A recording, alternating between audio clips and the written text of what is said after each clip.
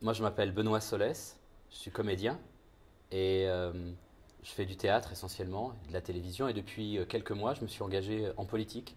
Je trouvais que c'était important pour ma ville de m'engager, donc je suis candidat aux élections municipales à Paris pour les élections du mois de mars. Je sais que quand, euh, euh, quand les rendez-vous européens sont arrivés en France, il y a eu un peu de défiance dans mon pays. On a senti, et même de façon étonnante, que des gens avaient peur de l'Europe. Et moi ça m'a beaucoup étonné, donc j'ai essayé, en tant que citoyen, par le vote, de soutenir les candidats qui portaient vraiment les projets européens ou qui se sentaient, ou que l'on sentait sincèrement intéressés par les sujets européens. Donc voilà, mais je pense que pour ça, on peut voter, on peut s'engager dans la vie de tous les jours pour parler de l'Europe, pour inventer des projets qui peuvent rayonner en Europe. Et puis aussi, on peut s'engager en politique, parce que l'Europe, c'est quand même une décision politique. Moi, si je me rappelle, même si c'est un peu lointain, les souvenirs de lycée, j'ai appris quand même que l'Europe, c'était le combat de certains hommes politiques. Schuman au début, et de certains artistes aussi. Parce que je me souviens que Victor Hugo, je crois en 1850 par là, c'est-à-dire 100 ans avant les débuts réels de l'Europe, rêvait des États-Unis d'Europe. Donc je me suis dit, voilà, en tant qu'artiste et en tant que citoyen engagé, bah c'est bien d'essayer à tous les niveaux, même au niveau le plus personnel, de faire quelque chose pour l'Europe.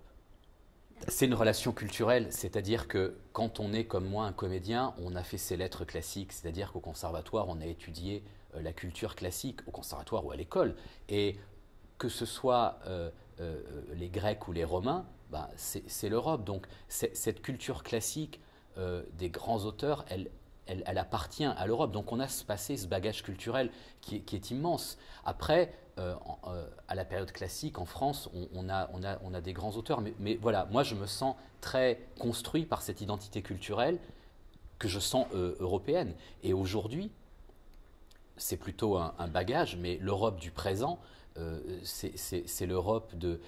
C'est une Europe d'ailleurs que je voudrais encore plus libre, encore plus ouverte, avec encore plus d'échanges.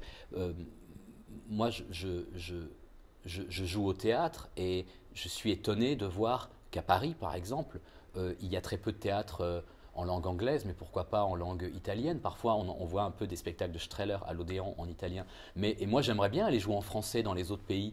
Euh, voilà. Et donc, pour moi, oui, c'est une Europe aussi des frontières, parce que moi, j'ai un peu vécu en Italie, dans le nord de l'Italie. Et donc, là, cette facilité de déplacement, c'est quelque chose que j'ai vécu et que j'aime, quoi, beaucoup. Moi, je voudrais que l'Europe de demain, elle soit beaucoup plus désirée par les gens. Je trouve que, encore aujourd'hui, il y a une peur, il y a parfois, beaucoup en ce moment, un sentiment de repli. Peut-être que la crise économique euh, n'aide pas les gens à rêver cette grande Europe de l'échange et tout ça. Et ça, je trouve ça dommage parce que moi, je pense, même si ça revient toujours au politique ou à l'économique, je pense que l'avenir et la solution pour nous, c'est l'Europe, c'est-à-dire c'est l'échange, c'est l'entraide, c'est une politique commune, ces fameux États-Unis d'Europe dont rêvait Victor Hugo. Et aujourd'hui, je trouve que beaucoup d'hommes politiques de bonne volonté essaient de la bâtir. Et je trouve que beaucoup de gens n'y sont pas prêts ou peut-être pas convaincus. Alors, pour moi, l'Europe d'aujourd'hui, c'est une Europe pour laquelle il faut militer, pour laquelle il faut s'engager encore parce qu'elle n'est pas encore faite. Il faut encore se battre pour elle. C'est important de voter et ce qui est beau, c'est qu'on est au-delà d'un clivage de droite ou de gauche. Les, la défiance envers l'Europe, elle se situe un peu ailleurs, mais donc ça concerne l'immense majorité des gens. C'est un des sujets sur lesquels on peut s'accorder, sur lesquels une majorité de gens peuvent s'accorder. C'est rare. Aujourd'hui, il y a beaucoup de sujets qui clivent les gens, qui les séparent, qui les empêchent de tomber d'accord. Et, euh, et l'Europe, je crois, pourrait être un sujet qui nous rassemble beaucoup plus